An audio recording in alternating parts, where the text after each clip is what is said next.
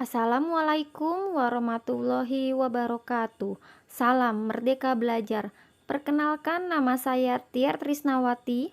Saya berasal dari SMK Purnama 1 Jakarta, Kota Jakarta Selatan. Setelah melaksanakan kegiatan pelatihan mandiri belajar di platform Mandiri Mengajar, saya akan melaksanakan aksi nyata pada topik Merdeka Belajar, yaitu menyebarkan pemahaman Merdeka Belajar. Setelah melaksanakan pelatihan pada topik Merdeka Belajar, diharapkan mampu mempunyai pemahaman, gagasan, dan prinsip pendidikan berdasarkan pemikiran Ki Hajar Dewantara. Kedua, mampu mempunyai pemahaman untuk memfasilitasi murid agar tumbuh sesuai dengan kodratnya. Yang ketiga, mampu mempunyai penerapan pembelajaran yang memerdekakan murid. Bapak dan Ibu guru hebat, dalam topik ini terdapat 5 model yang kami pelajari. Yang pertama, mengenali dan memahami diri sebagai pendidik. Yang kedua, mendidik dan mengajar. Yang ketiga, mendampingi murid dengan utuh dan menyeluruh.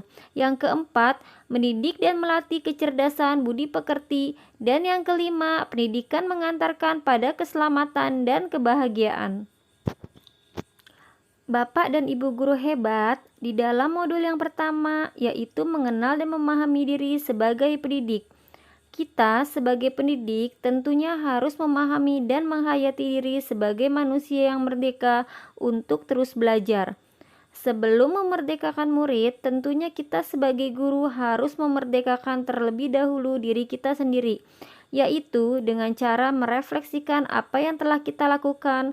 Kemudian setelah menyelaraskan peran guru yang relevan dengan konteks murid dan zamannya. Dan yang terakhir yaitu bertutur kata lembut, memerdekakan pendapat, memotivasi untuk gemar dan senang belajar. Lantas, bagaimana cara kita mendidik dan mengajarkan dalam kurikulum merdeka?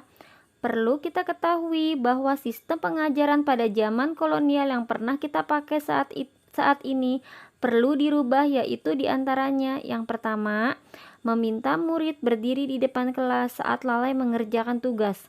Kemudian yang kedua, murid duduk rapi menghadap ke depan kelas yang hening. Kemudian membuat rankingan berdasarkan nilai pengetahuan serta menyeragamkan pembuatan tugas. Modul yang ketiga yaitu mendampingi murid dengan utuh dan menyeluruh. Nah, dalam proses pendampingan terhadap murid, kita sebagai guru seharusnya menyesuaikan dengan kodrat keadaan, yang mana kodrat keadaan ini terbagi menjadi dua, yaitu kodrat alam dan yang kedua adalah kodrat zaman.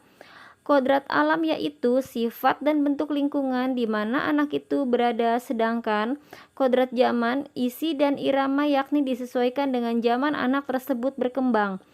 Dalam hal ini tidak ada individu yang sama dan zaman selalu bergerak dengan dinamis.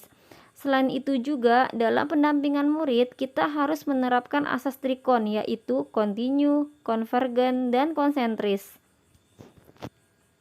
Dalam mengimplementasikan kurikulum merdeka, guru diharapkan mampu mendidik dan melatih kecerdasan budi pekerti siswa dengan cara yang pertama, melatih keberanian berpendapat atau olah vokal, kemudian mengasah perasaan dan perilaku siswa atau yang disebut dengan olah hati. Yang ketiga yaitu memunculkan kehendak atau olah karsa. Selanjutnya yaitu pendidikan yang mengantarkan pada keselamatan dan kebahagiaan. Yang pertama, pendidikan hanyalah sebagai tuntunan. Sudah bukan zamannya lagi guru mendikte siswa, melainkan guru sebagai fasilitator, di mana guru hanya menuntun kodrat alam dan kodrat zamannya siswa tersebut. Yang kedua, yaitu setiap murid memiliki kodrat atau kekuatan atau potensi yang berbeda-beda, di mana disesuaikan dengan kodrat alam dan kodrat zamannya siswa tersebut. Yang ketiga, pendidikan tidak dapat berkehendak atas kodrat potensi murid tersebut. Yang keempat yaitu menerapkan sistem Among dan semboyan Ki Hajar Dewantara, yaitu ing ngarso sang tulodo, ing madio mangun kurso tuturi handayani. Yang kelima yaitu menerapkan pembelajaran proyek serta digitalisasi pembelajaran terhadap trisenta pendidikan. Yang pertama, keluarga, di mana keluarga merupakan pendidikan utama bagi siswa. Pendidikan keluarga menjadi pendidikan dasar anak utama. Nilai-nilai agama, budi pekerti, perilaku, serta cara pandang terhadap sesuatu. Yang kedua yaitu sekolah. Sekolah merupakan rumah kedua bagi anak yang menyediakan ilmu pengetahuan, keterampilan, budaya, dan budi pekerti. Yang ketiga, lingkungan masyarakat. Sama halnya dengan keluarga dan sekolah, lingkungan masyarakat sangat berpengaruh terhadap pendidikan anak, yaitu tentang bagaimana anak ini bergaul dan berkembang. Itulah penjelasan singkat dari saya. Terima kasih. Wassalamualaikum warahmatullahi wabarakatuh.